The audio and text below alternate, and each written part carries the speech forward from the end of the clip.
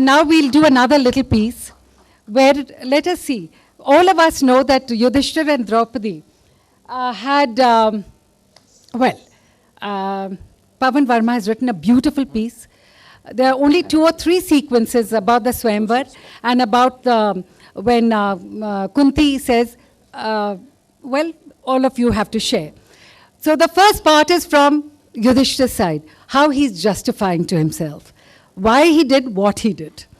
And the second part is from the side of Draupadi.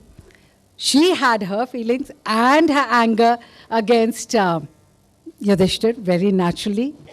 And the third part is, of course, when all the brothers are dead and Yudhishthir goes and he meets Yaksha, and the Yaksha Prashna goes on. And finally, only Draupadi is left alone, and then what happens to her? Can they meet? Can they, or will they never meet and they'll be separate completely? So let's see what Pavan Varma has decided for us. And this is a piece that we had done way back in end of 97 or early 98. And thereafter, there were many shows of this. And here it is for you today. So this piece was done and is being done by Sunit Tandon, who will be enacting it out and reading it out, narrator. And of course, I'm there. I'll be doing the various parts. And this is to live music. And of course, on the tabla is Janab Shakil Ahmed Khan. On the pakhavaj is Mahavir Gangani. Vocal accompaniment by Madhav Prasad. And on the sitar is Vijay Sharma ji. And on the lights, Nitin Jain. So, Yudhishthir and Draupadi. Let's see whether they meet or they go their separate ways. Kaunteya.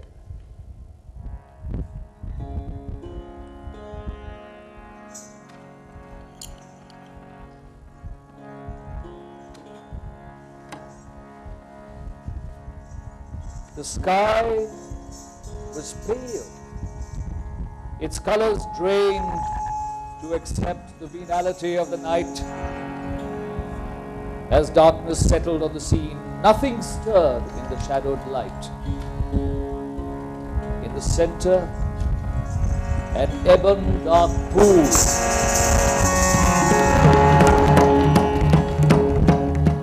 Hiding its secrets like a woman chained. Still, without a ripple, beyond logic or rule, invisible to the eye, from the senses astray. Not yet dark, nor yet was it light. And now began a tale of rare insight. At the pool's rim, 4 bodies lay.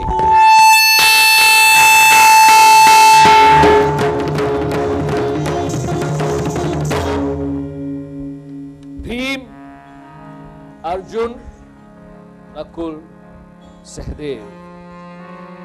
They sprawled in death, inert and grey, no longer mighty, strong or brave. Not one return. The bodies were stilled as only the conscience of the covetous can be. The silence grew ominous.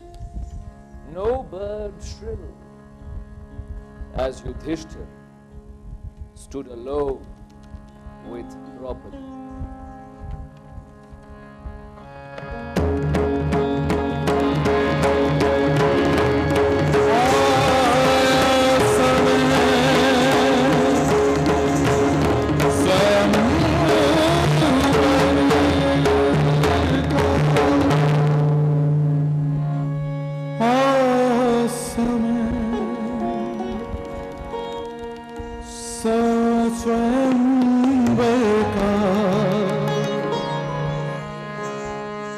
यज्ञ जन्मी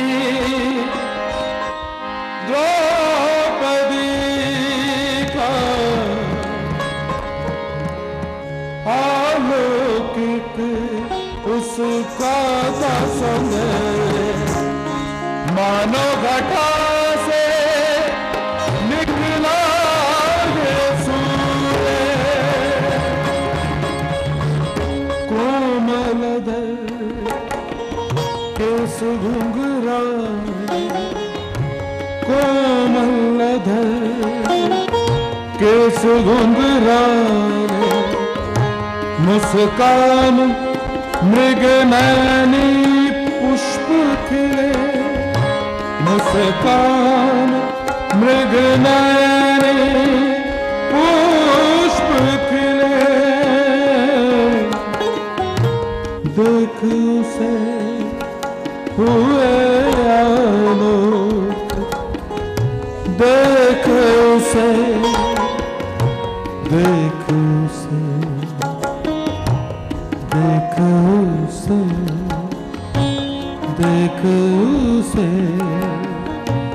देख उसे हुए आलोकित हुआ हृदय कौन्ते स्थगित हुआ हृदय कौन्ते स्थगित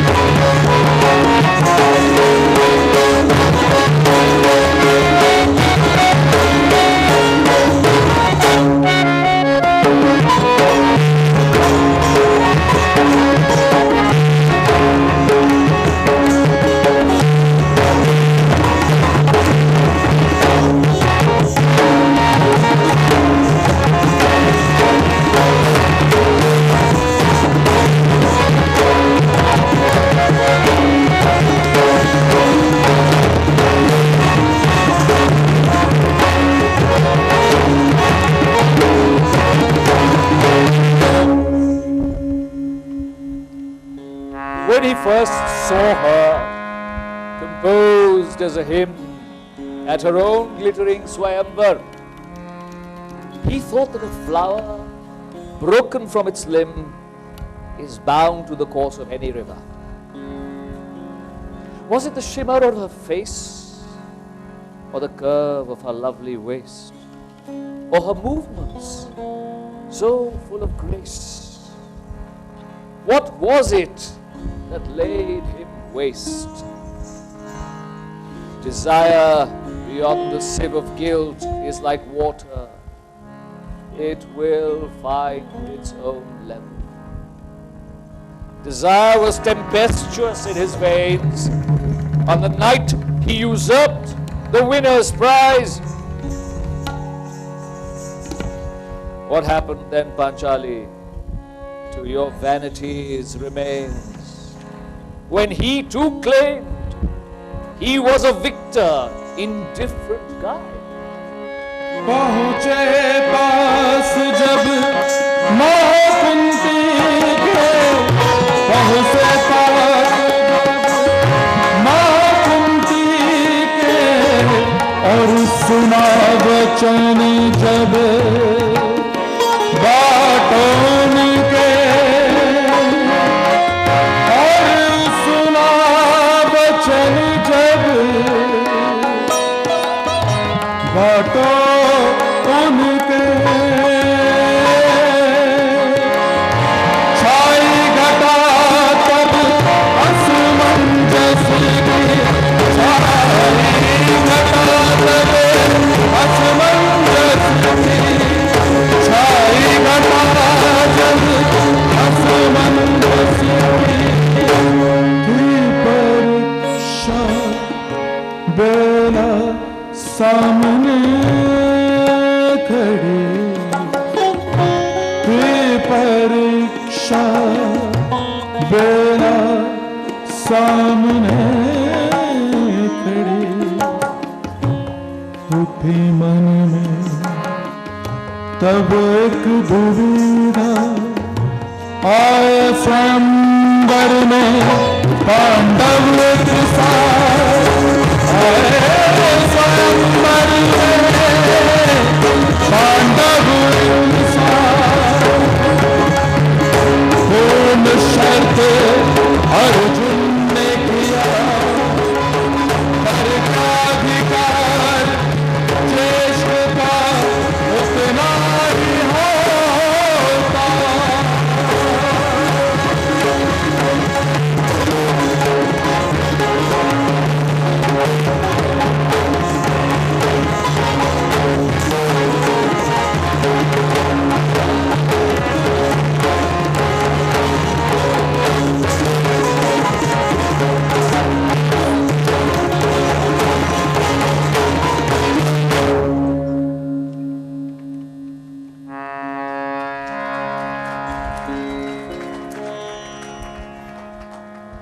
Did he crush you without remorse in his arms, as though you were a trophy of his own dexterous play? Was there a visible reticence in your charms when you allowed your hips under his body to sway?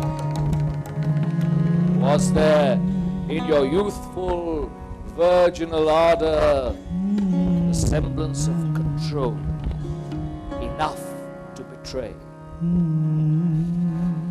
Even if a wound does not always bleed deep, the sting of injury is never really soothed. Given time, an ache will go to sleep. Yet it will always simmer, ready to intrude. Often behind an unmoving facade are furious conflicts, like a sky, calm and cloudless, before a storm hits.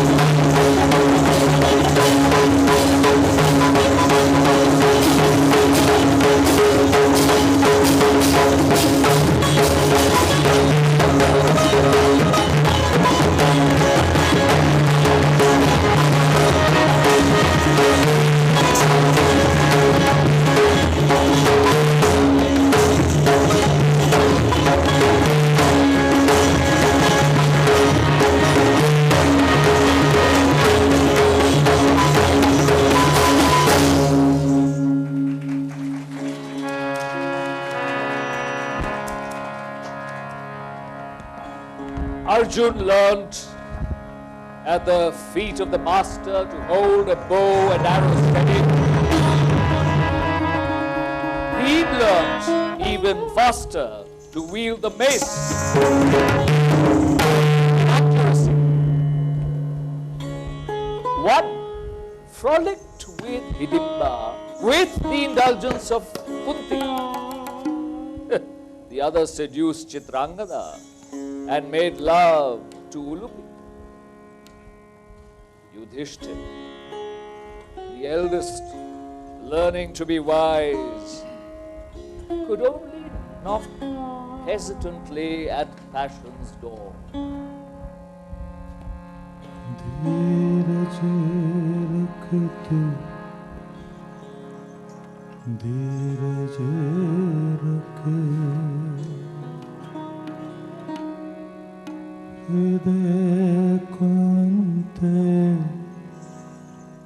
इतना ना दरक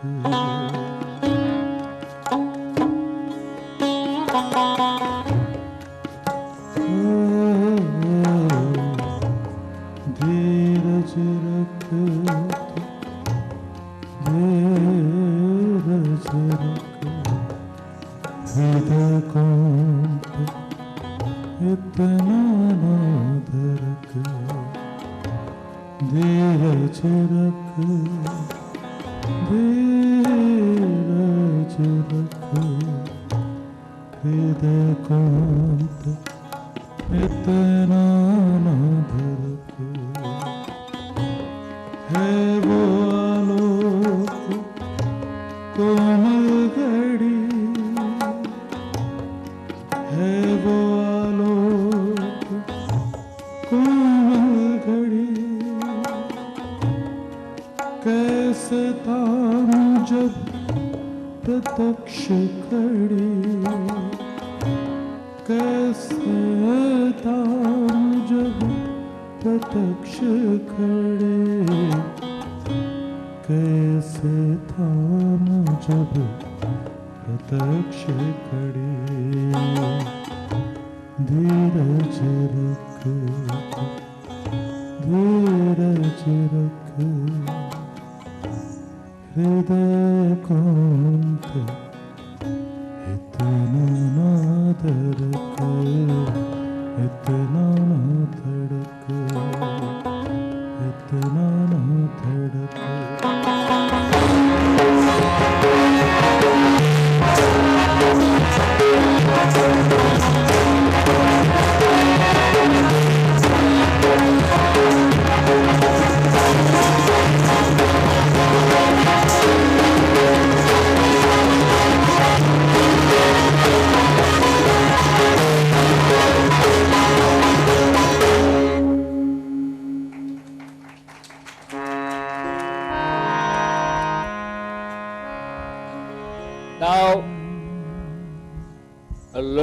her, and the four who lay dead.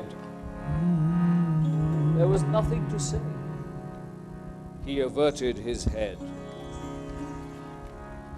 But she of the embers, darkly bewitching, with eyes like the lotus, was unforgiving.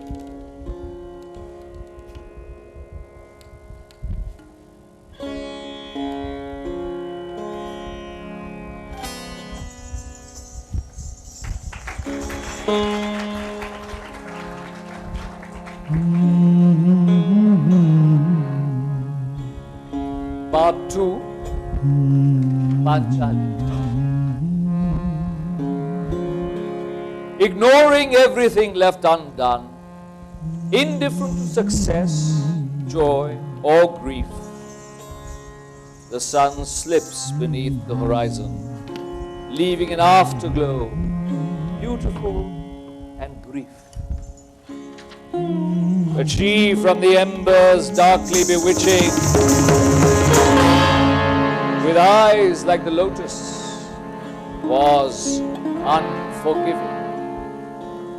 O Panchali, sculpted out of flowing water,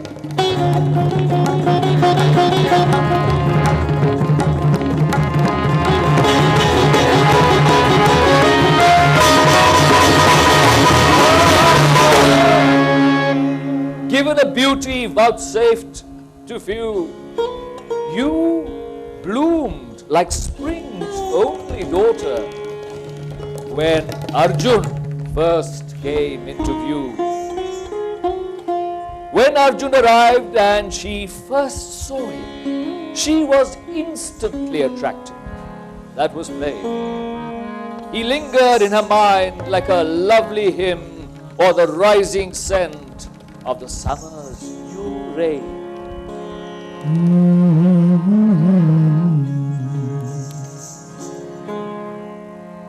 नैना गोरी से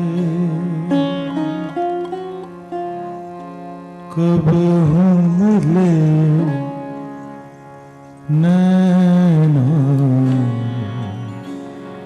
गोरी से घूंघट का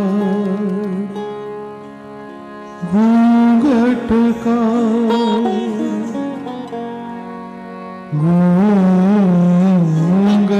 का होठ रहे रे, कब हम मिले नैना गोरी से, कब हम मिले नैना गोरी से, घूंघट का घूंघट का घूंघट का होठ खड़े रे, कब हम मिले नैना गोरी से।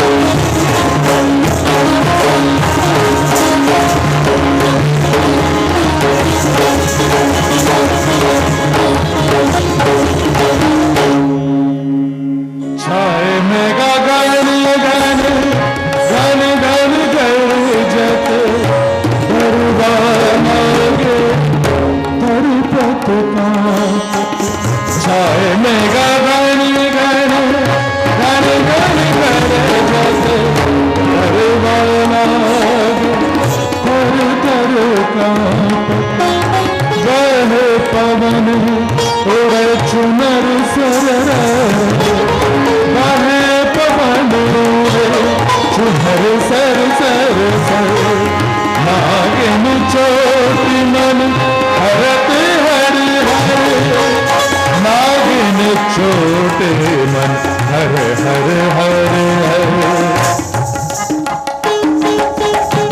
कब मिले नैना गोरी से, कब मिले नैना गोरी से।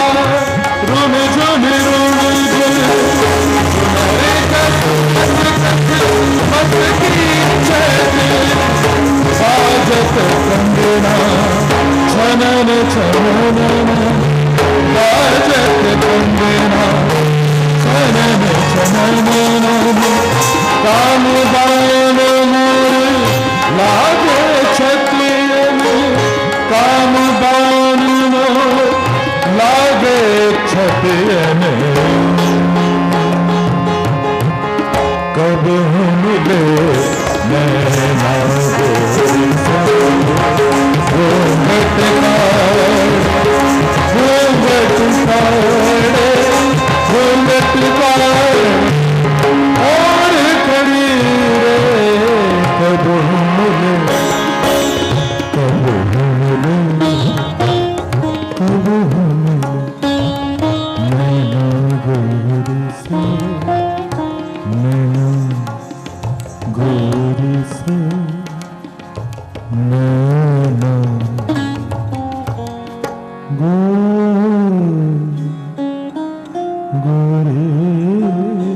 से।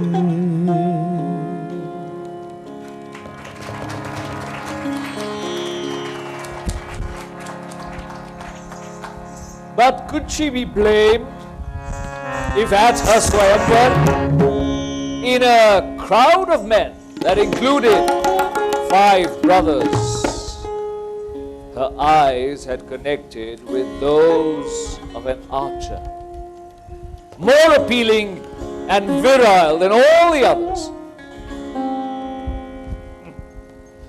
Here began the afflictions of the Kuru dynasty. Destiny is often the same as actions that are hasty. She had chosen him. He had won her fair. Now, to her horror, the others claimed their share.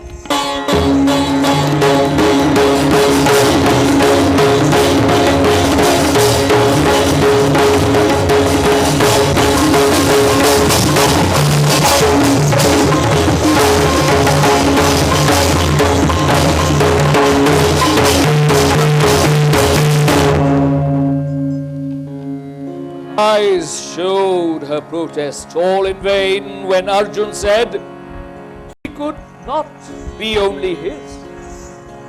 He was not the eldest, was his refrain. To claim her first would be morally remiss. As if she were a bag of discarded sawdust, the old woman said, "Share her equally." To her amazement, she saw a fang of lust hiss across their faces, bent obediently. Draupadi protested, but soft-spoken Yudhishthir cited custom and convenience to endorse the scheme. Her feelings were not thought to matter, as destiny conspired to shatter her dream. His want propelled him. He knew he'd be first.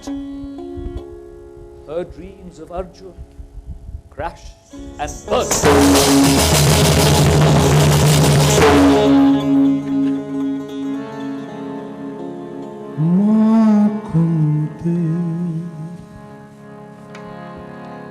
बचा लो मुझे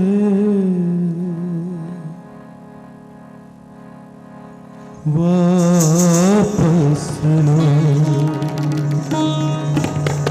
वचन तुम अपने माँ कुंते बचा लो मुझे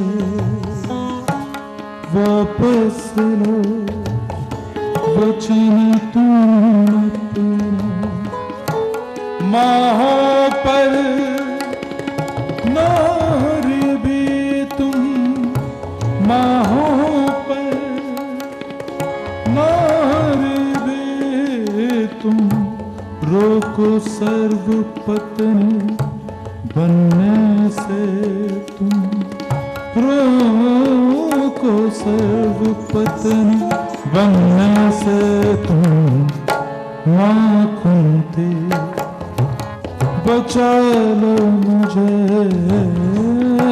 माँ कुंती बचा लो मुझे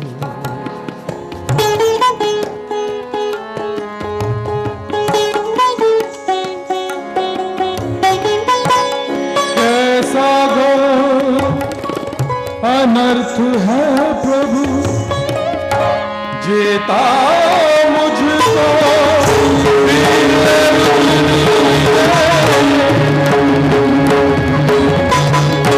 कैसा घोर अनर्थ है प्रभु जीता था मुझको वीर अर्जुन ने तब होता कैसा मुझ पर तब होता कैसा मुझ पर औरों का हक औरों का हक भीम नकुल सहदेव युधिष्ठिर सब भीम नकुल सहदेव युधिष्ठिर भीम नकुल सहदेव मां कुंती बचा लो मुझे मां कुंती बचा लो मुझे।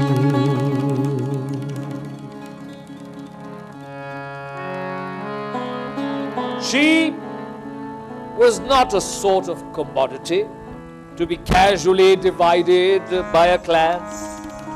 They couldn't assume such authority and parcel her out with elan. She could not submerge placidly in the Pandav sea. She was a goddess on fire, refulgent and free.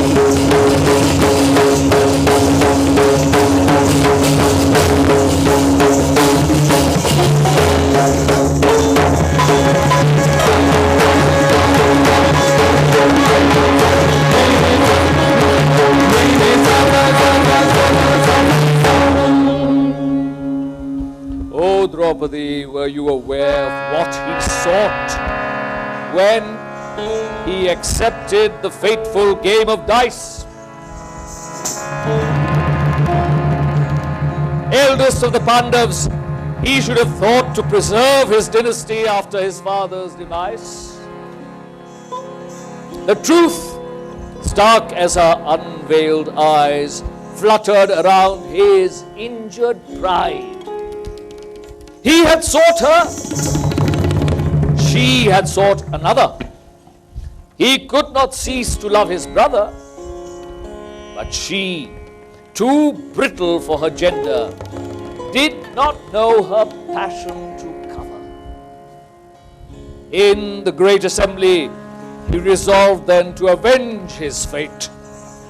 Like ice to a burning altar, he put her at stake.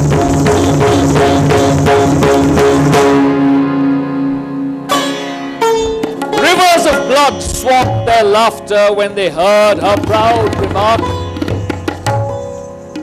Whom did he lose first? Himself or her? Her words were roaches in the dark, crawling inside their collective mind. How could he, who had himself lost his all, his freedom and possessions of every kind, retain the right to will her forth? In that assembly, where each was a peer, a woman's fate awaited their pleasure. But unwavering, her voice without fear, she chastised the man who had betrayed her. He fully understood the reason for the abuse. He hadn't won her.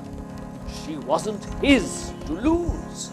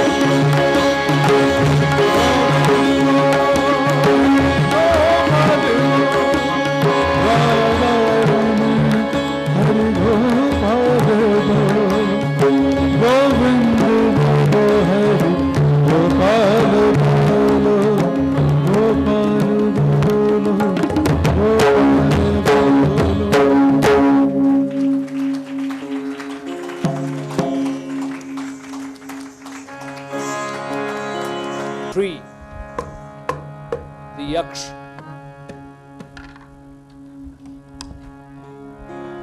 The forest pool was luminescent, absorbed in its own quiescence. The wind rose, death was present, magnified by the eerie silence.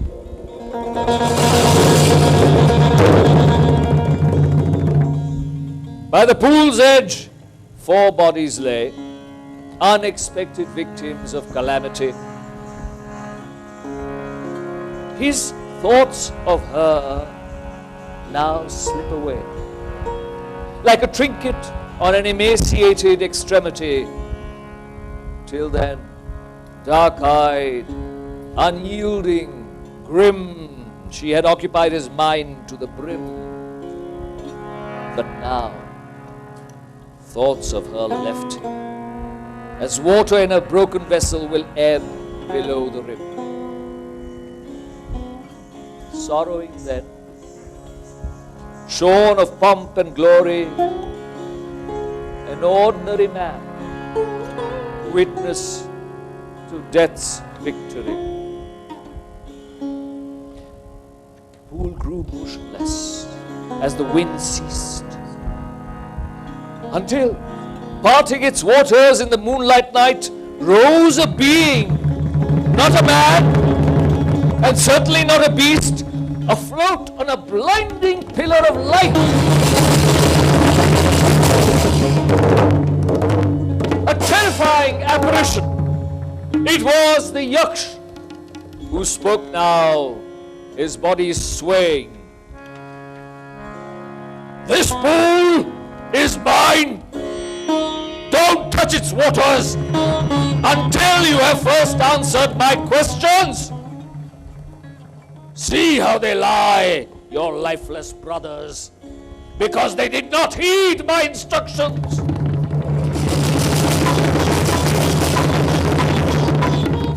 Knowing exactly what was at stake, he took a moment to reply.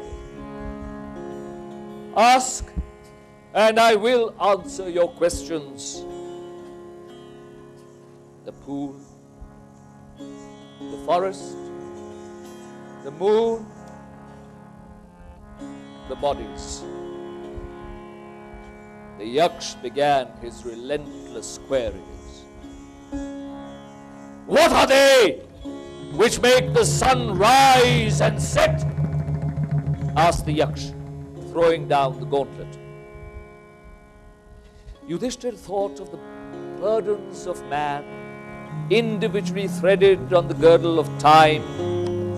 He saw the dawn's first light, pale and wan, shed on cemeteries, porcelain, palaces, and grime.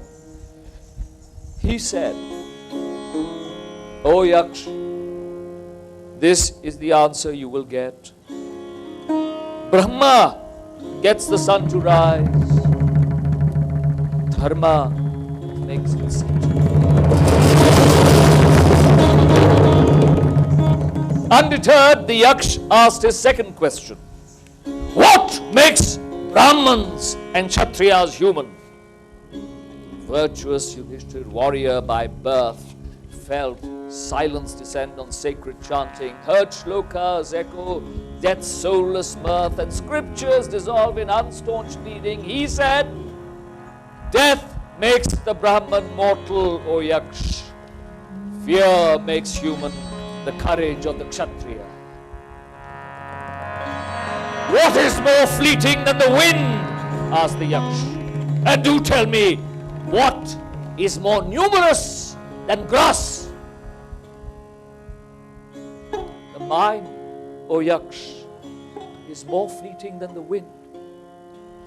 Thoughts are like grass, fecund, undetermined." The Yaksha said, "Think carefully, O Yudhishthir. Who among all is the best friend of the householder?" Red-hot needles scraped his nerves to expose the need long asleep of simple companionship. Saliva seared his blistered throat as he dreamt of the oasis of a forgiving relationship. My answer should reach her whose eyes smolder. A wife is the best friend of a householder. And say, O Yudhishthir, who is the best friend of one whom death has just beckoned? A prayer beyond want, reaching the open sky. Charity is the best friend of one about to die. Now say, Yudhishthir, what constitutes this universe of which our hymns have sung? O Yaksha, I beseech you, do not despair. The universe to me is nothing but air. Tell me now, O punctilious son, what among duties is the highest one? Sinner that I am, I won't perjure. Man's highest duty is not to injure. The Yaksha asked, what is pride, Yudhishthir? Kingdom or dynasty, pauper or emperor, strung from the hands of that master puppeteer. Pride, O Yaksha, is to be an unknowing victim of error, to delude oneself that in this life one is an actor or a sufferer. O Arya, tell me now, what is desire and what is envy? O immortal one, our senses are like fluff. They float, they wander without will. The horizon constricts, the sky is not enough when craving eggs us on to do ill.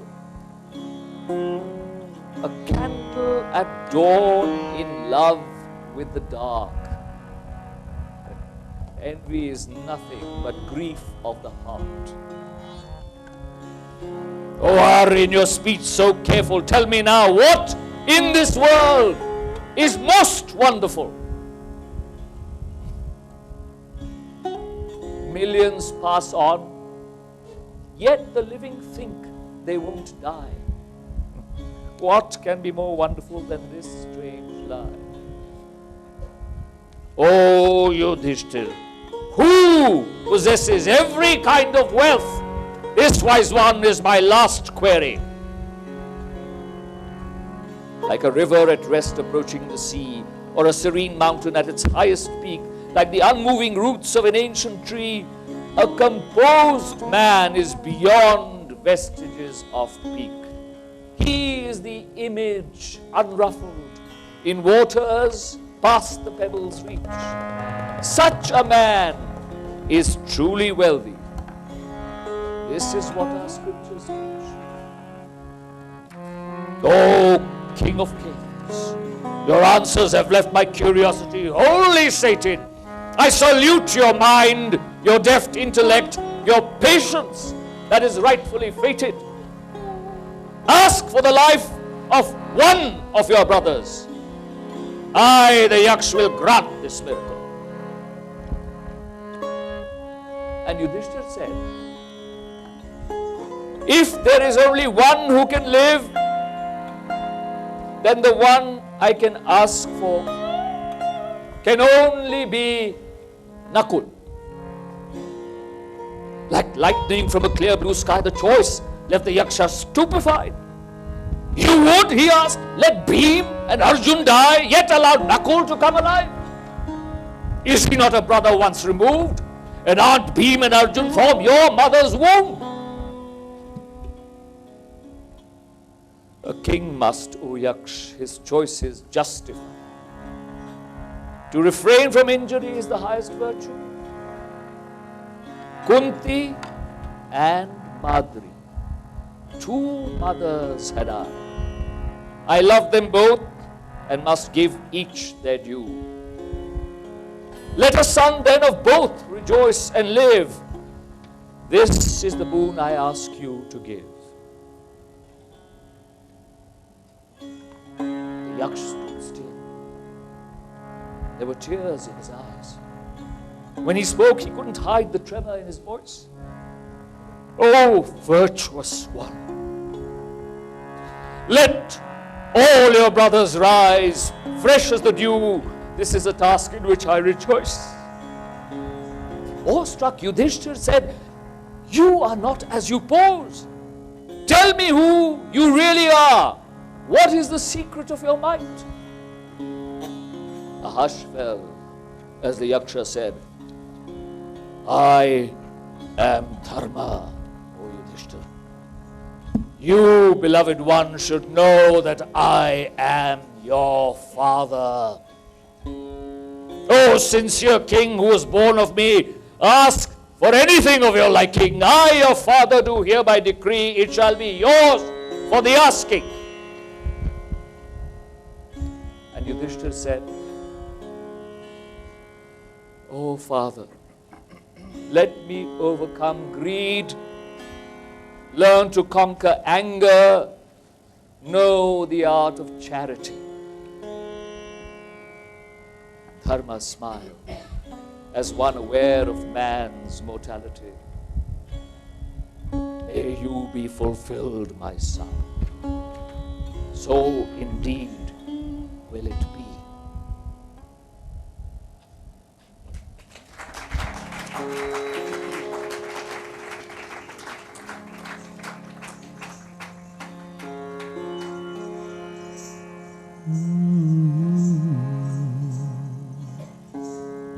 Part 4. They.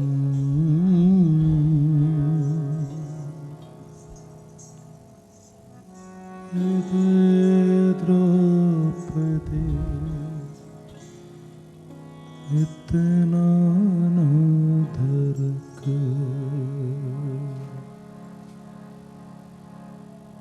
dheeraj rakh, dheeraj rakh,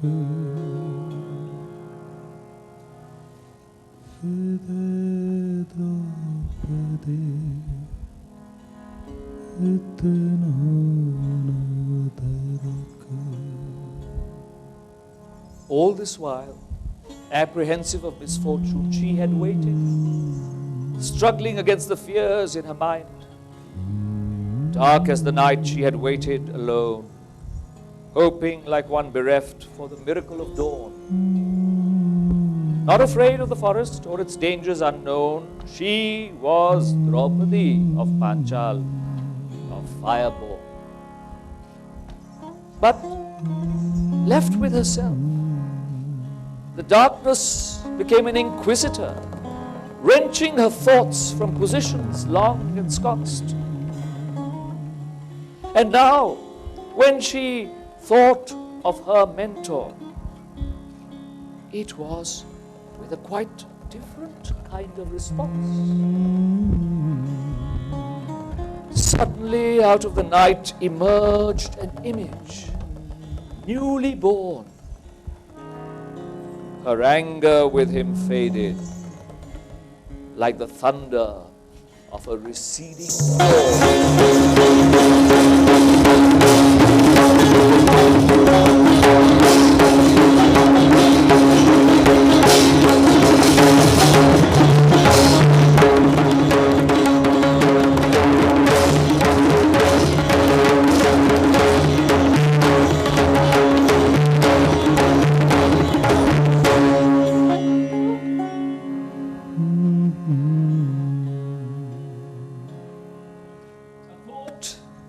first in passing, then persistent, pulsating inside, came to her.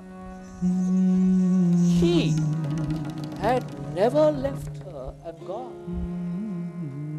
Bhim had Hidimba, Arjun Subhadra, but despite her brittle pride, he was always there, a wall unmoving to lean her burdens on. Not blameless, no. The twirl of the dice would forever haunt her, disrupt her calm. Yet strangely, apart from this one unpardonable vice, even his shortcomings were such as to disarm. Beyond deceit, his remorse was genuine, porous as a sieve to a fault, yet much too fine to cause another harm. Artless and vulnerable, willing even when unable to give. His trust was that of a child holding on to an arm. In the womb of the night, there was a gentle contraction. Draupadi, reborn, looked beyond the past's alienation.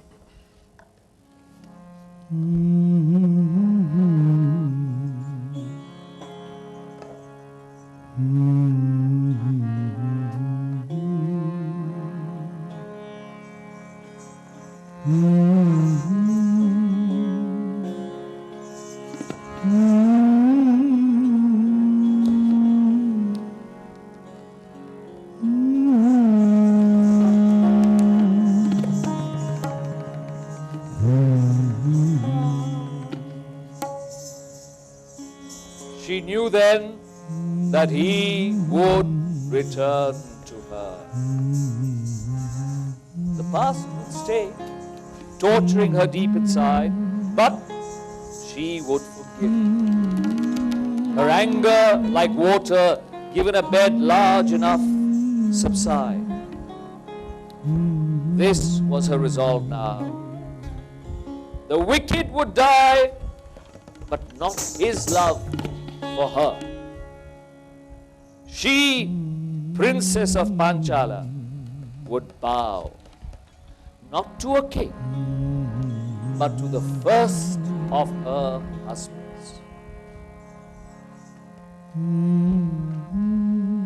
Like the fluff of the sable afloat in freedom, she greeted him on return with a new abandon.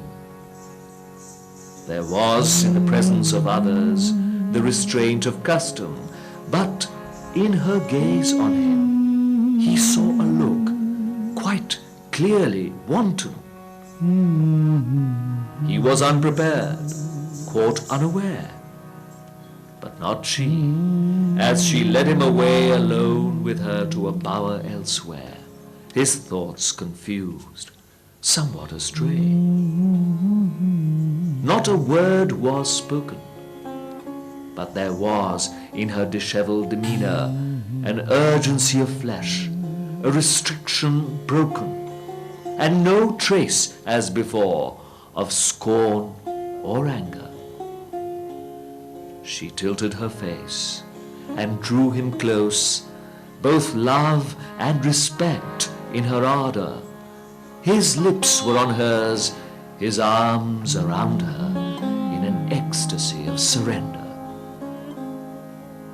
He was, at this moment, beyond anger or greed, willing to give more than all he received. And she, queen of the Pandavs, beyond want or need, vengeful, forgiving, victorious in defeat. Two pigeons in reverie on the cornice of time, a man, a woman, the world's pantomime. बिंबित छवि साजन की हो, बिंबित छवि साजन की हो दर्शन मनुआ हो दर्शन मनवा पूछे